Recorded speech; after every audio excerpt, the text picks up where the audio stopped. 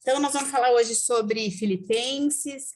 O versículo que estava para a gente estudar hoje era o capítulo 4, tá? Versículos de 11 a 13, que é bem o finalzinho da carta de Filipenses. Só que quando a gente começa... Aqui, Cida.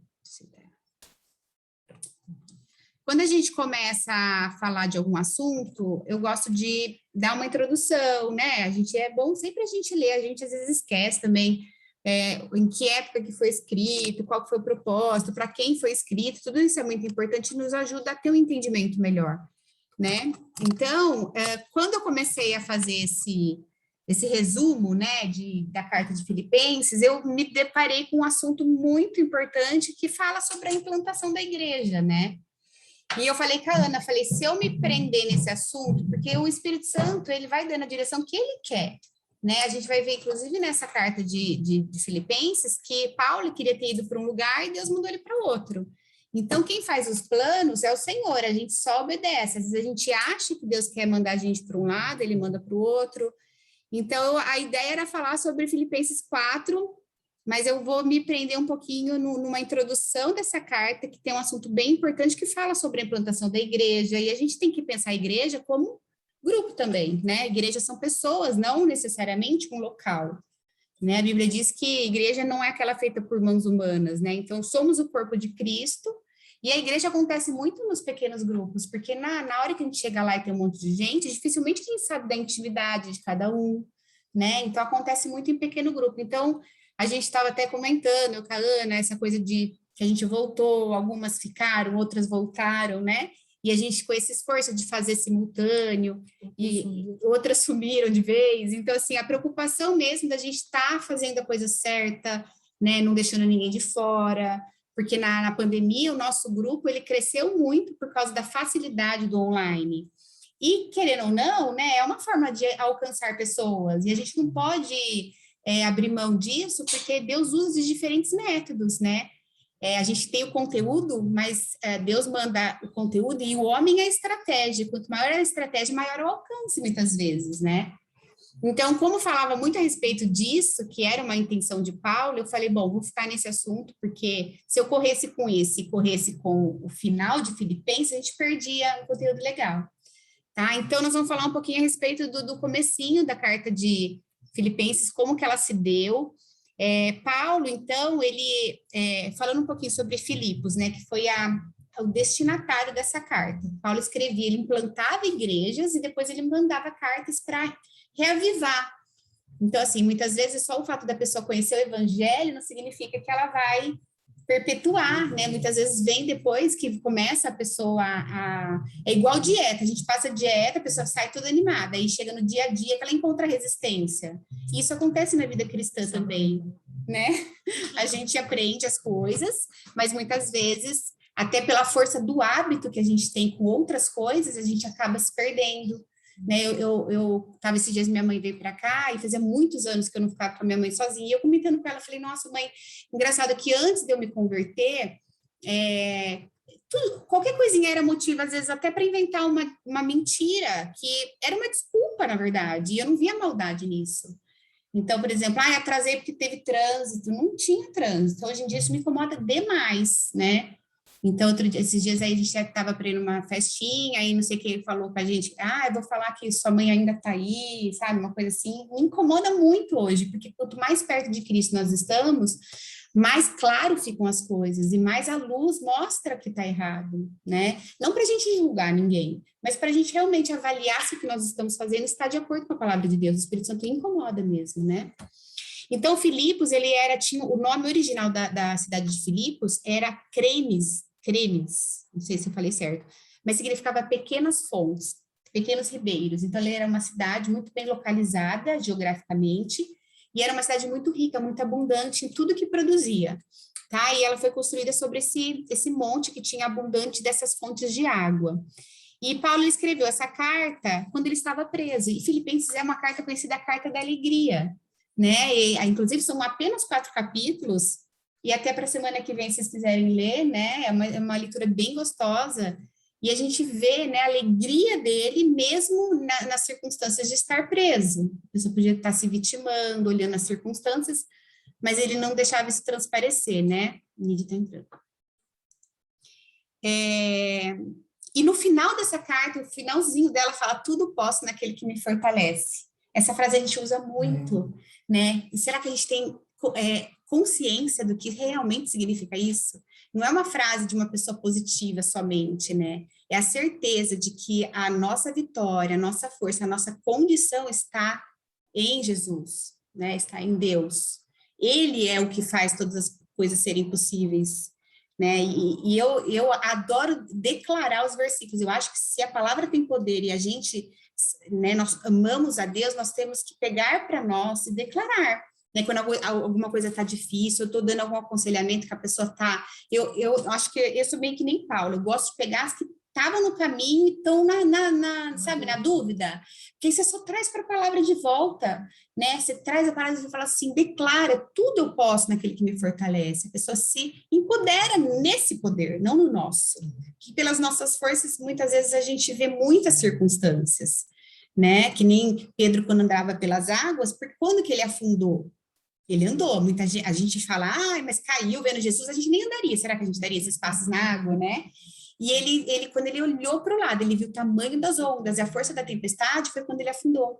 E a gente tem que trazer isso para a nossa vida. Será que a gente está com os olhos fixos em Jesus ou a gente está olhando as circunstâncias? Né? Então, a gente pode declarar, tudo posso naquele que me fortalece, nenhuma arma forjada contra a minha família prosperará. Né? A Bíblia é cheia de orações e de frases de poder, né? Então, isso era muito mais do que um pensamento positivo, né? Ele estava mostrando que Deus é quem capacitava ele para passar por qualquer situação, tanto na abundância quanto na escassez, na pobreza, na riqueza. Ele fala, eu aprendi a estar contente, ou seja, estar contente é um aprendizado, a gente não acorda contente, a gente se policia para estar contente. Eu aprendi, ou seja, dá para aprender e dá para desaprender. Escolhas, exatamente, né? Onde eu vou me posicionar? Eu adoro a história de Josafá, que fala que na hora dele ir encontrar, né, os inimigos, né, que era muito mais do que o povo deles, né? Quem que eles colocaram na frente? Porque Deus falou, só vai que você não vai precisar nem batalhar. Ele colocou na frente os que iam louvando a Deus. Ele podia colocar os que eram melhores preparados para a guerra, né? Não, ele colocou aqueles que foram louvando, ou seja, o olhar deles, a confiança deles estava nas coisas do alto. Quando eu pego alguém muito preocupado, eu falo, não pensa, porque se você pensar, você vai pensar no problema. Louva, põe música, muda o pensamento para aquilo que Deus fala, né? Confia em mim, apenas creia. Você acha que se a gente não fosse precisar de ajuda, falaria que o Espírito Santo é nosso ajudador, né? Ele fala, Paulo, ele foi tão açoitado, preso, né? E ele fala que em todas as coisas ele conseguia estar contente porque a graça de Deus bastava para ele. Né? E ele era um homem, que a gente vai ver aqui, né? Ele era um perseguidor dos cristãos, né? Então ele aprendeu a estar contente na humilhação, na honra, na fartura, na fome. E o que mais reflete na carta de Paulo aos Filipenses é a gratidão, né? A afeição, e ele apresenta um diário das próprias experiências dele lá, né? E foi escrita nessas circunstâncias difíceis, mas o assunto dominante é a alegria triunfante. Ele se pegava muito à expectativa da volta de Cristo, né? Lá no capítulo 1, versículo 6, ele fala, tenho certeza de que aquele que começou a boa obra em vocês irá completá-la até o dia em que Cristo Jesus voltar. Então, quando a gente pega uma pessoa que a gente fala, nossa, ele estava indo para o caminho certo, mas agora desviou, a gente tem que declarar na vida dela, eu tenho certeza, né, que aquele que começou a boa obra há de terminar. Quando meu filho foi para os Estados Unidos, né, ele saiu daqui e eu falando de Jesus, né, mudando o sentimento dele, porque ele foi diagnosticado com alexitimia, que é uma doença que a pessoa não sente nada. Falava que ele não tinha empatia, ele era incapaz de sentir o que o outro sentia. Falei, para Deus não existe incapaz, né? E ele sente, eu percebi uma mudança totalmente no coração dele quando ele começava a estudar as coisas de Jesus, ele sentia a melhora, né? Então, para Deus não há impossíveis, ele traz existência aquilo que não existe, ele abre janelas onde não tem, ele derruba muros, né? A gente não pode acreditar em nada que não seja O médico não tem a última palavra, o advogado não tem a última palavra é do Senhor, né? Ele deixou de destruir Sodoma e Gomorra por causa da intercessão, por causa de uma pessoa que estava lá. A oração intercessória é muito poderosa, a gente tem que interceder pelas pessoas. Isso, tirou o Ló, né? Ele salvou, mas era para ele ter ido junto, porque ele também ali não era uma pessoa que falasse, não, esse aí... exatamente. E ele também salvou toda a raça da humanidade, dos animais, porque ele viu graça em Noé, né? Ele olhou aquele mundo corrompido, mas um homem agradou. Você já estava vendo, eu queria lembrar o versículo que fala assim, que Deus olha para a terra e procura o coração, que nele confia no amor dele. Que coisa maravilhosa, né? Que confia, a esperança está no amor dele, né? Ou seja, o amor dele, ele muda qualquer história, qualquer situação. Outra que fala sobre a expectativa dele na volta de Cristo, 1:10, capítulo 1, versículo 10. Quero que compreendam o que é verdadeiramente importante, para que vivam de modo puro e sem culpa até o dia em que Cristo voltar, né? Puro não é falta de pecado, é aquela pessoa que está procurando se purificar, separar aquilo que não é legal, né? Muitas vezes a gente precisa do fogo, porque o fogo separa as impurezas. Quando a gente se sentir no fogo, a gente tem que pensar, Deus está fazendo isso para tirar, porque o fogo ele vai queimando diferente desses materiais impuros, e a gente vai sair melhor. A gente tem que pensar, Deus está trabalhando isso para o meu bem, né? Eu creio que neste momento Deus está trabalhando para essa situação. Quando a gente coloca Deus à frente, a gente não pode duvidar quando um caminho estiver difícil. Porque vão ter para podar a gente, que a gente viu das videiras, na curva, a gente não enxerga o caminho adiante, a gente só enxerga a curva. Por que o maná era uma alimentação diária? Hoje eu estava lendo lá do Segredo do Lugar Secreto, e ele fala assim, isso aconteceu comigo, eu acordava às vezes atrasada, eu precisava enviar o material para as pessoas, mas o meu maná não estava me alimentando. Então eu estava sentindo a diferença na minha vida. Então eu falei, não, eu vou, mesmo que eu acorde atrasado, eu vou primeiro alimentar o meu maná, porque não dá para guardar para o dia seguinte, eu preciso diariamente comer o meu maná, né? Então é isso, é todo dia renovar as expectativas, se alimentar da palavra, porque a Bíblia diz que nem só de pão viverá o homem, mas de toda a palavra que procede da boca de Deus, né? Então se aparece uma pessoa no meu consultório e fala, só come de domingo, porque só, né, vou na igreja de domingo, e passo o resto da semana inteira sem falar com o Senhor, essa pessoa vai ficar fraca na fé, ela vai estar vulnerável ao ataque do inimigo, né? E também no capítulo 2, versículo 16, diz, apeguem-se firmemente à mensagem da vida, então, no dia em que Cristo voltar, me orgulharei de saber que não participei da corrida em vão e que não trabalhei inutilmente, né? Então, assim, eu gosto de pensar assim, né? Aqui é uma pré-escola para grande, né? Para grande comissão. Deus é eterno, Ele nos criou para uma eternidade. Então, a gente está aqui numa passagem. O que eu tenho feito? É só olhar minha agenda. De tudo que eu fiz hoje, o que foi para o reino? O que isso vai perpetuar para a vida eterna? Será que eu estou passando tempo demais trabalhando? Não que Deus não se agrade das nossas tarefas, diz que Deus se agrada de todos os passos do justo.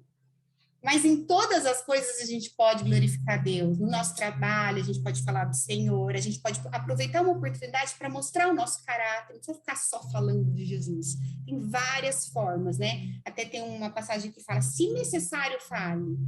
É muito mais o nosso exemplo, né? No capítulo 3, versículo 20, diz, nossa cidadania, no entanto, vem do céu, e de lá aguardamos ansiosamente a volta do Salvador, o Senhor Jesus Cristo. Quando a gente coloca a nossa vida no olhar, né, da eternidade, a gente começa a ver, isso aqui não vale a pena eu me desgastar tanto, nem isso. Né? Você começa a pensar, será que eu tô... Porque idolatria, eu gosto de falar isso, idolatria não é só ficar adorando santos. Se a gente tem um problema e a gente pensa demais no problema, isso está ocupando o lugar de Deus. É uma idolatria, né? Tem gente que tem problema e só fala nisso. A pessoa quase que declara, né, o fracasso dela. Porque já fica, mas esse que lá, não sei o que. Você não está confiando em Deus, né? Quando a gente se preocupa demais com alguma coisa. E assim, parece fácil falar, gente, mas é na hora que acontece que a gente tem a oportunidade de botar em prática, né? Por isso que lá em Tiago fala, né, para a gente ficar satisfeito mesmo na aprovação. Por quê? Porque é nessas horas que a gente pode colocar em prática. Se está tudo muito bem, não tem como a gente, né, fazer aquilo na prática. Capítulo 4, versículo 5. Que todos vejam que vocês são amáveis em tudo que fazem. Lembrem-se de que o Senhor virá em breve. Né? O amor é a essência de Deus. Quem não ama não conhece a Deus. E Deus não está nele. Porque a Bíblia não diz que Deus tem amor, diz que Deus é amor.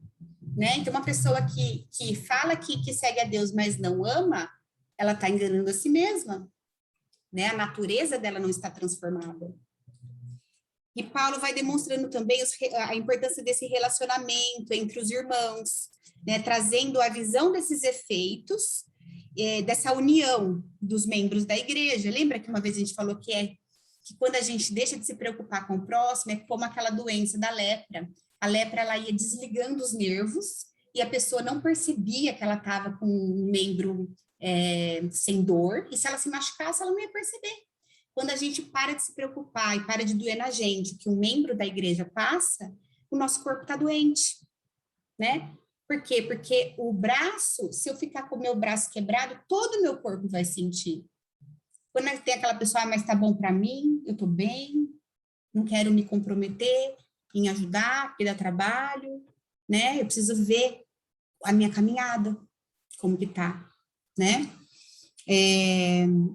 E de todas as igrejas, a Filipenses, né, essa carta de Filipenses, a igreja de Filipos, foi a que mais estava ligada, né, e que foi a que mais Paulo teve apoio, porque eles depois iam patrocinando as viagens missionárias dele.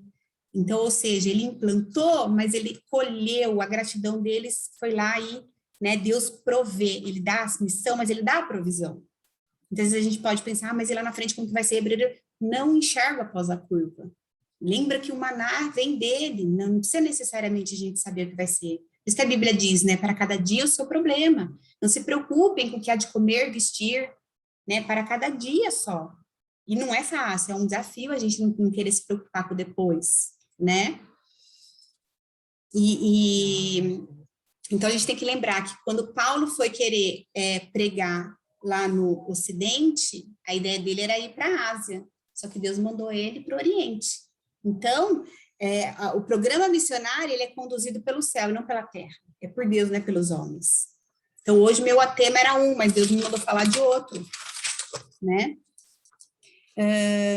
Então, Paulo, eu fiz uma retrospectiva aqui, que o nome dele era Saulo, ele era um judeu da família de Benjamim, e ele estudou em sinagoga, então ele era um homem, assim, fariseu mesmo, né, estudou nas igrejas mais ortodoxas, e se preparou para ser rabino.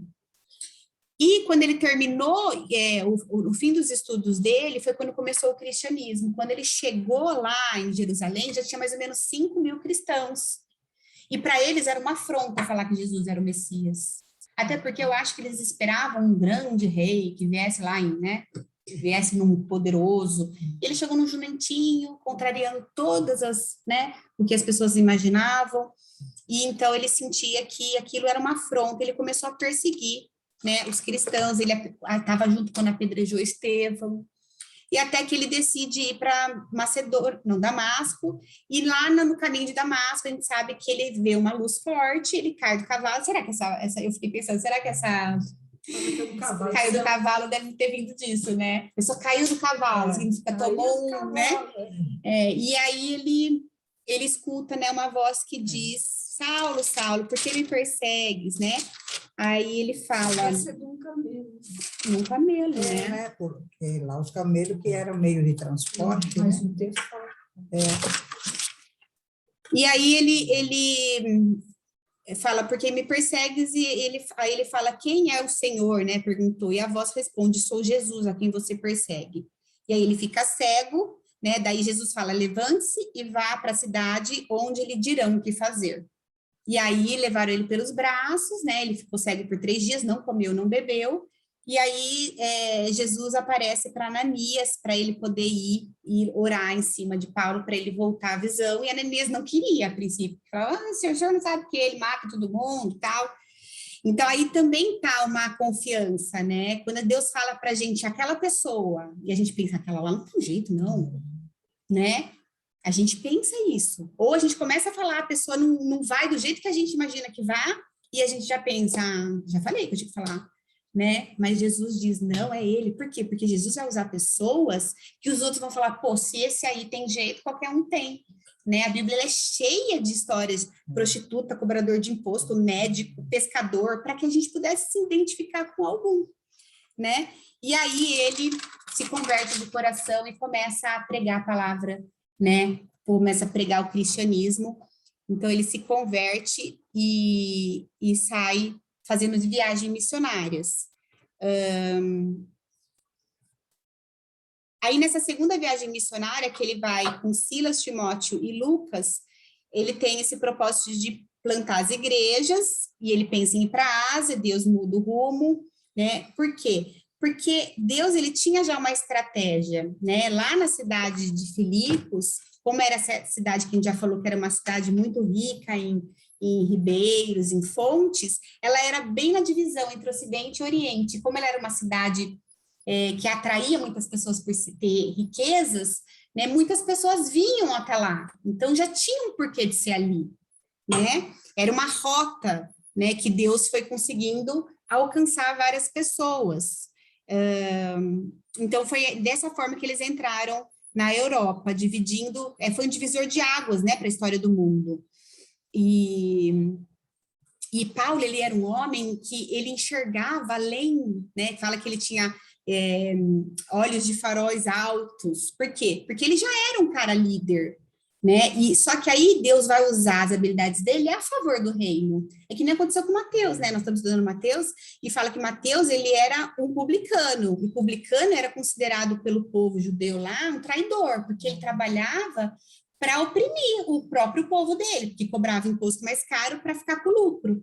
Só que Deus, na hora que Jesus chama Mateus, ele transforma aquele homem com as suas habilidades, mas para o bem, né? Então, é aquele que transforma a maldição em bênção, então ele usa das nossas habilidades para poder alcançar, né? Que nem a parábola dos 10 talentos, né? Fala, você está enterrando os seus talentos ou multiplicando? O que a gente tem feito com os talentos que Deus tem nos dado, né? E aí ele vai direcionando essa obra missionária, e ele usa dos melhores métodos para obter os melhores resultados. Então, quem dá, né, o assunto é Deus, né? Ele nunca mudou o assunto, mas ele usava de estratégias para alcançar mais e mais pessoas, né? Para poder a mensagem se espalhar. Então, Filipos era uma cidade estratégica pela sua geografia. Isso eu já falei. Então, a plantação da igreja ela é uma obra de Deus, mas é Deus quem abre os corações. Às vezes a gente pensa assim, mas eu vou falar, eu não sei, aquela pessoa, será que ela vai, né? Não importa, isso não é problema nosso, né? Porque diz que quem convence é o Espírito Santo, o nosso papel é falar. É Deus quem abre o coração, liberta o cativo, abre as portas da prisão. E a plantação da igreja, gente, o fato de falar de Deus para as pessoas, a gente enfrenta uma batalha espiritual. É um confronto direto com as forças ocultas. Por quê? Porque a gente está querendo fazer aquilo que Satanás não quer que a gente faça. Porque se a gente nada fizer, a gente já está andando pelo inimigo. É aquela historinha lá, né? Que fica uma pessoa em cima do muro e os anjos, vem, e os diabinhos lá quieto. E os anjos, vem. Aí depois o cara pergunta, mas por que só os anjos me chamam e os diabinhos não? Aí eles respondem, porque em cima do muro já é deles. Né? Aquela pessoa morna, que quer, não quer, dá, não dá, faz, não faz. Né? A Bíblia diz que é sim, não. Né? Então não existe meia mentira. Mas essa mentira vai me... só para nada demais. É mentira e acabou. Se não é verdade, é mentira. Né? Simples assim. Não tem meia verdade. Não tem meia verdade, né? E fala também que o poder do evangelho alcança pessoas de raças diferentes, de contextos sociais diferentes, com experiências religiosas diferentes, dando a todas elas uma nova vida em Cristo, né? Nessa história, lá em Atos, quando começa a falar, né, sobre a vida de Paulo e tudo mais, ele fala de 3 conversões diferentes. E era esse ponto que eu achei muito interessante que eu queria colocar. Ele fala sobre Lídia, sobre a mulher que estava empossada, endemoniada, e ele fala da conversão do carcereiro. Então, Lídia diz que Deus abriu o coração dela, né? E ela se converte e converte toda a sua casa, toda a sua família é batizada, e ali começa a primeira igreja. Né? Então, Deus ele vai escolhendo estrategicamente lugares para ele ir alcançando outras pessoas, né? Em Atos 16, de 16 a 18, fala da jovem possessa, que era escrava do diabo e dos homens, e é Deus quem toma a iniciativa da sua libertação e conversão. Então, libertação é uma coisa, conversão é outra. Às vezes você está falando de Deus para alguém, você percebe que a pessoa até deu uma libertada, mas ela precisa se converter. Então, a gente tem que ir mais além, né? Para a gente não deixar a pessoa no meio do caminho. Então, e na conversão do carcereiro, lá está em Atos 16, do capítulo 27, versículo 27 a 34, diz 3 milagres. Milagre físico, teve um terremoto, né? Ele queria se suicidar, teve esse terremoto que abriu as portas da prisão, né? Teve um milagre moral, porque ele fala, todos estamos aqui. E o milagre espiritual, Deus mudou a vida dele, a conversão do carcereiro, ele salvou toda a sua casa também, a sua família. Né? Então, o evangelho ele não alcança apenas uma pessoa. A intenção é que isso alcance toda a família. Às vezes a gente pensa assim, mas na minha casa é tão difícil eu falar de Deus para tal pessoa. Tem muito isso, né? Às vezes a gente até fala, santo de casa faz milagre. Mas a intenção de Deus é alcançar a toda a família. E ele vai usar de diferentes estratégias, de diferentes pessoas. Lídia era asiática, então Deus alcança diferentes raças. A jovem possessa era grega e o carcereiro era um cidadão romano. Então eram 3 pessoas totalmente diferentes. A gente pensa assim, mas essa pessoa tem cultura diferente. Quando a minha mãe veio para cá, eu fiquei um pouco assim, porque minha mãe ela mora lá nos Emirados Árabes, né? E eu falava assim, como que eu vou falar de Jesus, né? Como ela já está numa cultura que eles não levam tão a sério, não acham que Jesus é o Salvador. Tem jeito, Deus vai dar as estratégias. Pode ser que não venha pela nossa boca, mas pode ser que venha por alguém que vai falar, né? Classes sociais diferentes. Lídia era uma empresária bem-sucedida, ela trabalhava com pedras preciosas, um negócio assim, né? Era alguma coisa assim, bem cara que ela vendia, não me lembro. Não era púrpura? Isso. Era uma tinta para tingir tecidos. Púrpura, tintas para tingir tecidos. Ela era super, assim, da grana, né? A jovem possessa era escrava, coitada, para a sociedade ela nem existia, ela era uma ferramenta inútil, né? E o carcereiro era membro da classe média de Roma, porque ele ocupava um cargo de confiança ali do Império Romano. Então, a gente tem 3 diferentes classes sociais aí. Culturas. Lídia, ela vivia numa cultura religiosa dos judeus. A escrava, ela era mística, ela usava de adivinhação, né? Então, é outra cultura religiosa. E o carcereiro acreditava que César era o rei, que era o senhor dele, né? Então, de diferentes culturas religiosas, a gente pensa, mas aquele lá tem tal religião, esse nunca vai acreditar em Jesus. Não existe nunca, né? Esses 3 eram muito diferentes e se converteram a Jesus. Né? Então, a salvação, ela alcança todas as pessoas de diferentes classes sociais, diferentes lugares, diferentes raças, diferentes culturas, diferentes religião. E as paredes que dividiam essas pessoas foram destruídas pelo poder de Deus, né? Porque a gente pode pensar, não, mas para aquela pessoa ali é melhor nem falar nada. Quem disse? Né? A gente pode ter uma grande surpresa, né? Pobre, rico, religioso, místico, ateu, né? Todos podem ser alcançados com o evangelho. E as pessoas têm diferentes experiências, né? Por exemplo, eu tive um impacto grande na minha vida. Meu marido, não, ele sempre viveu naquele mesmo, lê a Bíblia todo dia, mas ele não tem esse fogo que eu tenho. É diferente, eu não preciso exigir isso dele, nem esperar que ele seja assim. A gente não pode querer que a nossa experiência seja a mesma das outras pessoas, né? A Lídia, ela já era uma mulher piedosa, ela se converteu num grupo de oração, ouvindo uma oração bem calminho, né? A jovem possessa, ela se converteu, não foi escolha dela, que ela estava totalmente dominada, né? Deus foi atraindo ela, né? E Paulo que deu uma sacudida nela ali para poder tirar ela, libertar ela. Ela nem queria, ela nem procurou por isso, né? Ela adivinhava as coisas, né? E quando os demônios saíram, ela quis. Ela né? quis, exatamente, voltavam, exatamente. Então as coisas do diabo parecem funcionar, porque ela adivinhava. Porque tem gente que fala assim para mim, ai, mas como você não acredita? O cara falou tudo. Mas, gente, o diabo também tem poder para fazer tudo isso, né? A gente tem que lembrar que ele é astuto, né?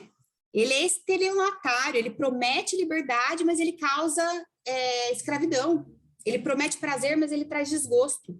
Ele promete vida, mas paga com a morte, né? Ele veio para roubar, matar e destruir. Ele é sujo, cruel, escraviza pessoas, destrói famílias, aterroriza, atormenta as vítimas. Aí eu penso assim, ai, mas eu não adoro o diabo, nem nada disso. Mas se você não busca Deus, você está servindo ao diabo. A Bíblia diz que se você não buscar a Deus, você já está servindo o Senhor do mundo, o príncipe do mundo é o diabo. Por quê? Porque ele quer que você se atraia com as coisas da carne. Né? Quando a gente prefere o dinheiro, quando a gente prefere a vaidade, o orgulho, a gente está adorando, não é a Deus, né? A gente pensa que seguir a Satanás é só assim, vou lá e vendo minha alma, não. Se a gente nada fizer para buscar a Deus, a gente já está servindo ao inimigo, né? Ele atormenta famílias, ele aterroriza, e essa jovem lucrava. Então, o dinheiro é muito perigoso. A Bíblia fala mais de dinheiro do que de salvação. Que dinheiro corrompe. Não é que corrompe, demonstra os corrompidos, revela os corrompidos, né? E o inimigo, ele tem poder na vida de quem é ambicioso, que é ganancioso, invejoso. Ele enriquece, mas ele rouba a alma. Ele oferece prazer, mas depois destrói a pessoa. E Paulo não aceitou o testemunho dos demônios, nem conversou com eles. Ele libertou essa escrava do poder do diabo, né? Então, o diabo, ele mantém pessoas no cativeiro, mas o evangelho, ele liberta os cativos, né? E o carcereiro, ele era adepto de uma religião do Estado, e como que o evangelho chegou nele? Com esse terremoto, né? Teve um terremoto, ele estava à beira de um suicídio, e ele ali percebeu que tinha algo mais para ele, né? E se converteu, e toda a sua família. Então, Deus salva as pessoas de formas diferentes, então a gente não pode transformar a nossa experiência em modelo para as outras pessoas, né? Mas, assim, apesar dessas 3 pessoas terem tido experiências diferentes de aceitação, todas elas se arrependeram e foram transformadas, porque precisa da nossa parte também, né? E para finalizar, que não deu tempo de eu anotar, fala que a Lídia era temente a Deus, ela era uma mulher de oração, mas ela não era convertida. Então, não basta frequentar a igreja, ler a Bíblia e orar, é preciso nascer de novo. Né? Deus abriu o coração de Lídia e ela ouviu, ela atendeu. Deus, ele abre o nosso coração, mas a nossa parte é ouvir e atender. Quando fala que Jesus bate a porta, ele podia só estar ali na porta, mas ele bate, ele quer ser ouvido, né? Porque aí fala, se você ouvir, abrir a porta, ele entrará e ceará com você. A gente tem que ouvir, né? Conversão de Lígia aconteceu no lugar favorável, ela buscava Deus, e o carcereiro não procurava. Então, a conversão, ela pode acontecer sem a pessoa procurar. Por isso que a gente não pode desistir de orar pelas pessoas. Ela estava orando, o carcereiro estava à beira do suicídio, né? Primeiras pessoas se convertem, não, pessoas somente se convertem após um terremoto, um abalo sísmico, né? Tem pessoas que Deus às vezes vai precisar mandar um acidente, uma enfermidade, um terremoto, né? Tem gente que não vai vir num grupo de oração e vai se sentir tocado, né? E o mesmo Deus que abriu o coração de Lígia, abriu as portas da prisão. Aqui a gente reconhece 3 coisas. Ele estava perdido, o carcereiro, né? Mas ele tinha esperança. Ele falava, né? O que farei para ser salvo? Então, ele reconhece que ele está perdido. Sem reconhecer, a gente nunca vai aceitar, né? Se você não se converter, sua vida será vã, sua fé será vã, sua religião será vã e sua esperança será falsa.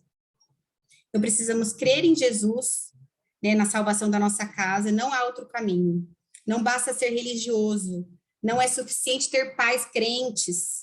Né? Tem gente que fala assim, minha família já ora por mim, tá tudo bem. Em casa todo mundo. Né?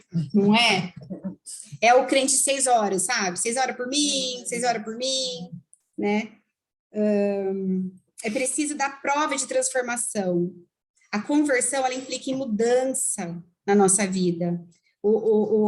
Esse carcereiro, ele deixa de ser rude, carrasco, ele passa a ser hospitaleiro, ele deixa de açoitar para lavar as feridas de Paulo, né? Então, a gente consegue ver a mudança na vida de uma pessoa quando a gente vê, conversão através das mudanças, É impossível uma pessoa falar que se converteu de coração e você vê que a pessoa continua, né? Claro, a gente sempre está em processo de santificação, mas muita coisa ali vai mudar, né? E mesmo Paulo e Silas presos, né? Eles não desesperaram, eles não se revoltaram contra Deus, eles tinham paz no vale. Eles sabiam que Deus estava no controle. Deus não apenas liberta os cativos das mãos do diabo, mas também liberta os seus filhos da prisão. Tirou José da cadeia e levou o trono do Egito. Tirou os 3 jovens hebreus da fornalha e o honrou diante da nação. Tirou Daniel da cova do leão e exaltou diante de seus inimigos. Tirou os apóstolos das grades, deixando as portas fechadas. Tirou Pedro da prisão, segurança máxima de Herodes. Agora tira Paulo e Silas do cárcere, interior da prisão de Filipos. Assim Deus pode dar livramento a todas nós, independente das circunstâncias mais adversas. E é isso. 2 minutos. Muito legal. Né? Muito bom. Quer falar uma coisa aí? Eu estou lembrando aqui que tem Pode sentar aqui. tem um livro de um missionário na China, que ele é preso e ele apanhou muito e quebra uma perna dele e ele continua buscando a Deus, ele ficou na masmorra não sei quanto tempo, isolado, sozinho, mas ele cria em Deus, eu não estou lembrando o nome, o homem que veio do céu, se eu não me engano. E ele um dia está ali no cárcere, então ele sente do Senhor que ele podia sair dali, Deus fala para ele sair. E ele começa a tentar sair, se arrastando com aquela perna, e ele vai indo, e ele passa por todas as portas do presídio, porque estavam todas abertas pelo Senhor. Esse é um livro impressionante, que fala da salvação desse homem, e como o Senhor abriu portas dentro de uma prisão. Né? Então, às vezes a gente fala, isso foi na época de Paulo, isso foi no começo do cristianismo, por isso que Deus fazia esses milagres. Não, esse chinês deve ter sido aqui por volta do ano 70, do ano 80. Gente, vai cair, eu não vou poder falar muito, tá? Mas o livro se chama O Homem que Veio do Céu. Vou procurar ele em casa e mando uma foto para vocês. Não tem um filme? Parece que tem Hein? filme parecido.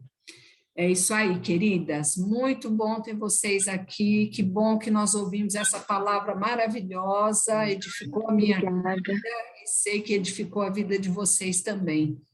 Que a nossa fé cresça e que nós saibamos que Deus tem chamado cada uma de nós para segui-lo e para servi-lo. Não é só para segui-lo, mas é para servi-lo também. Dentro da